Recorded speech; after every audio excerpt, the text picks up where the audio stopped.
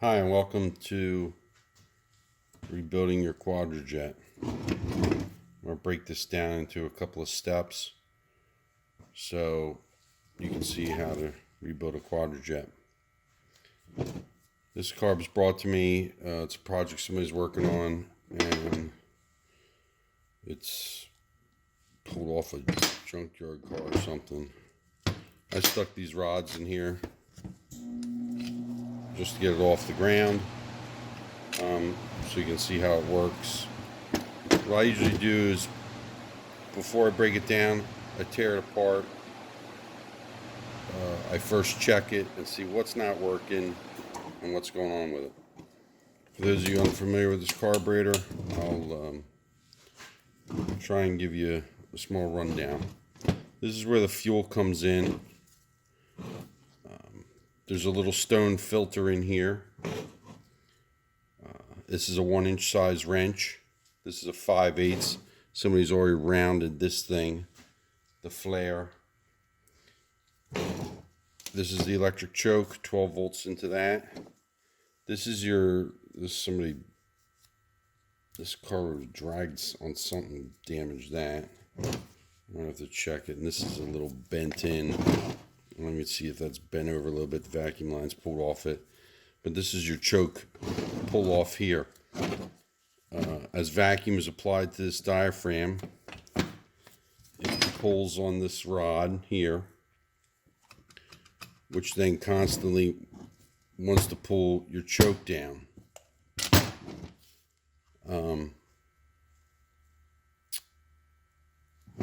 So what happens is you give it gas in the morning, pump it. The choke sets close. The spring in here is cold. The car's not started. The car starts up. The choke is on. This starts to heat up. Immediately it wants to pull this down. As this goes down, you'll notice the choke opens up. This diaphragm will also assist it, pulling it down. However, let me set the choke again. There, see how I hit the throttle, it snaps shut? Underneath here, right here, people miss it, there's a screw. This is your set screw to give your primary throttle step so it idles up on the choke. This is that screw right here. Turn that, it'll crank your idle up a little bit on the choke. The other screw for setting regular idle is right over here, if you can see that. Let me pull this. This is your AC electric fan that's usually used to set the throttle a little higher. I'm using an electric impact gun to pull this apart. I've done 100 of these. Really, I recommend you keep your parts organized and use yourself a really good screwdriver. You will need a small punch to get the accelerator pump out. Don't beat on it. I'll show you that real quick. But now you can see better your idle adjustment here. Your metering screws for your idle mixture are underneath here. Somebody's already removed the caps. This was an emissions carburetor. There were caps in here. Somebody cut it and knocked these out so you could adjust these. You need a special carburetor adjustment tool to adjust those. You set those when it's running. Primaries, secondaries. You can see how they're cracked a little bit right now because the choke is set and it's relying on this screw to set your choke idle speed.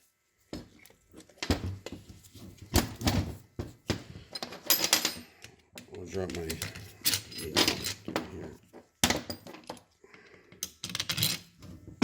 let's just get it off the ground a little bit, off the bench a little bit, so that it can work. You don't really want to drop it on the bench and start cranking on this and beating these up. They're very well engineered. I like these carburetors. As I was saying, electric choke, vacuum pull off.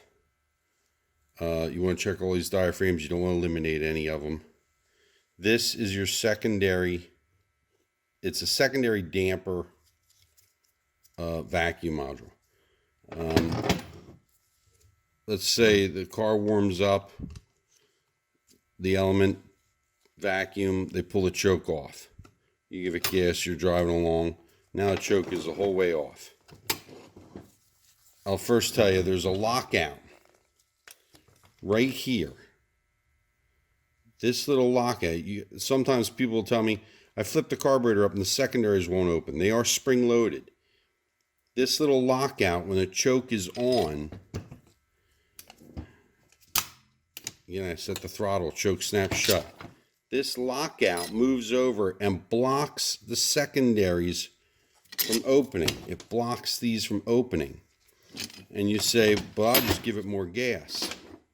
It won't work that way because on this side, this spring absorbs you stepping on the gas. And even, see, the shaft is not spinning. The spring is absorbing it.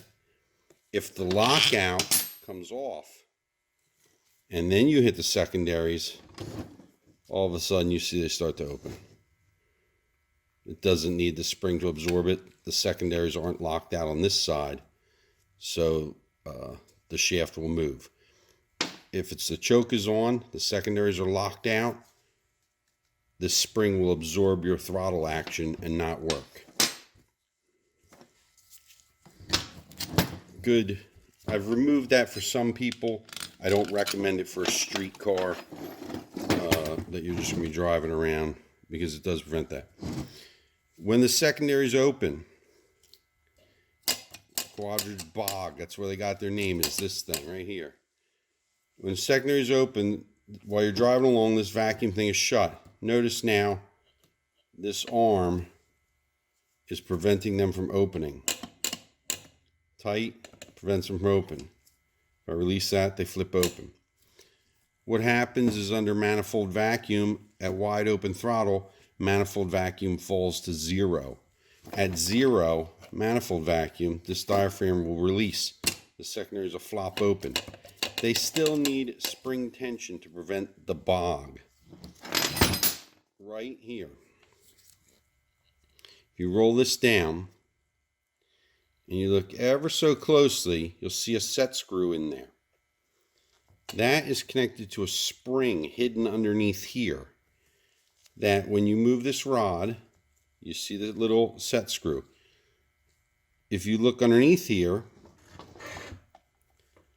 that is a little Allen screw that locks this set screw. The set screw controls the tension on the spring. You have to unlock this screw with a little Allen, probably a quarter of a turn. Put your little screwdriver in there and crank it clockwise. That will tighten up the spring and make the secondaries tighter. I've already seen these adjusted that tight that they'll snap open and the car will squeak the tires when they hit that hard. This needs properly adjusted. That spring does not need moved, doesn't need wound much in order to put tension on the secondaries and make them flop open. When they flop open, this arm moves up. Connected to that arm is your secondary metering rods. These are nice rods because they get pretty thin at the bottom. I've seen some really thick ones. These rods have a number on them. Double letter designation hidden up here. We'll clean those up. I'll show them to you. Here it is. DC. You can't see that in the video. DC is stamped into those. That is your secondary fuel control. When these flip open, brings those rods up, the gas comes up and starts running in the secondaries. I'll show you that. There's tubes. They have to be in there and have to be working properly for it all to work. It looks complicated. It's not a complicated carburetor. I consider it one of the best carburetors. Again, your throttle cable here. rod to the secondaries. This is your accelerator pump here. Let me get that out of the way. This is your accelerator pump. Fuel inlet, I'll show you that. Choke pull, or secondary dampener, choke, and then this is your vacuum for your choke pull off. Usually your power brakes go in this bottom port. Top port could be for emissions or EGR. But a lot of times the EGR is connected to this big vacuum line right here in the front. Small port, small port.